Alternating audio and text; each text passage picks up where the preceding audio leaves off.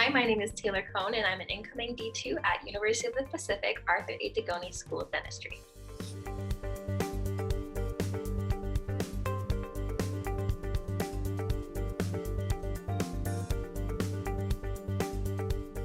Yeah, so I know the transition starting online learning was kind of difficult for me because in undergrad I was not, or I was in person and then I took a gap year. So during my gap year, that's when COVID hit and then I started dental school.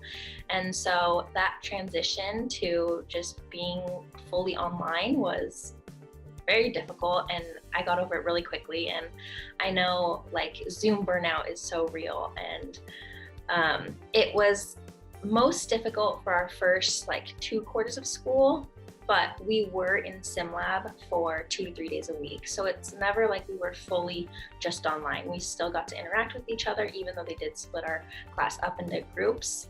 We still did get some, active learning in sim lab. And over time, 3rd and 4th quarters kind of got a little better because that's when we started our preclinical rotations. And so we were in clinic almost like I would say 4 days a week. And so that was a lot. And they did split us up still, and they were, making sure we were maintaining our social distancing and doing everything right. But I would say just online learning in general has gotten easier over time, but I think we just, like, the longer it's continued, the more burnt out we get, even though we are used to it, if that makes sense. So it's like, there's pros and cons to it. I found a lot of, there's some pros in that, like during online learning, I can do chores, I can cook while I'm listening to lecture, but also I'm not fully like actively listening and I have to go back and learn and listen to the lectures again. So there's pros and cons.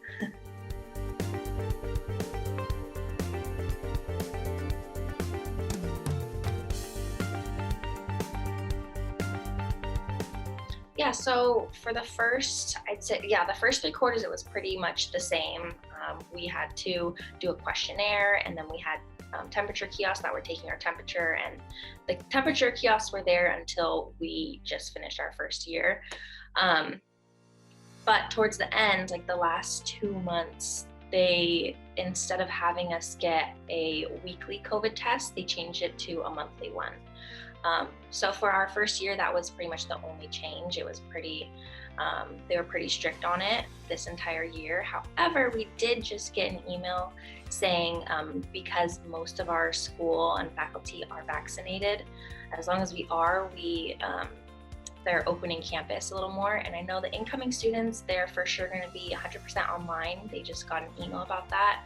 We're still waiting to hear about what our class is going to do, but since we're in clinic, I'm assuming it's going to be pretty much 100% in person as well. So that's nice. And then they are implementing masks for those who are not vaccinated. And I think they're recommending it. I mean, I think it's optional, but they might recommend it when we're just in class. But so far, that's what I know as far as things that have changed.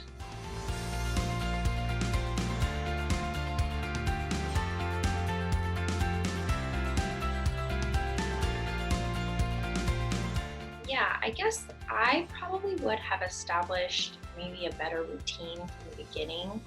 I kind of got used to, if we had 7 a.m. lectures, they were recorded, so I would just get used to running it, letting it play, and sleeping through lecture and listening to it later. And it would have been so much better if I had just woken up and like had that routine of, getting used to waking up as if I was in class and doing it that way rather than taking more time later to learn things the first time.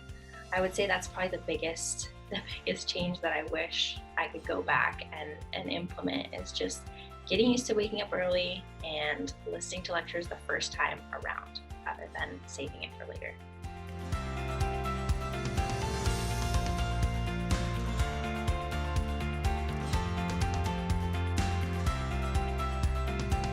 Yeah, I would say the most important thing, and I've been realizing this as like pre-dents and incoming students have been reaching out to me, I realize how important it is for everyone to have a good mentor. And I think that I had a couple mentors and I would always reach out to them and I felt bad. And I've noticed that's like a trend amongst students. They'll reach out to me and they'll be like, sorry, I have another question. And I don't apologize. I purposely I try to make myself a resource to people to reach out to me because I know how hard it is. And I know it's sometimes like intimidating to reach out to people, or you feel like you're bugging someone.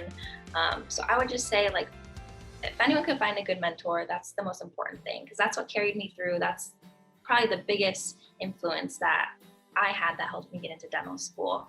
And whether it's, dental students or a dentist or not even someone in the dental field, just someone that can help guide you through and give you good advice. I think that's the most important thing.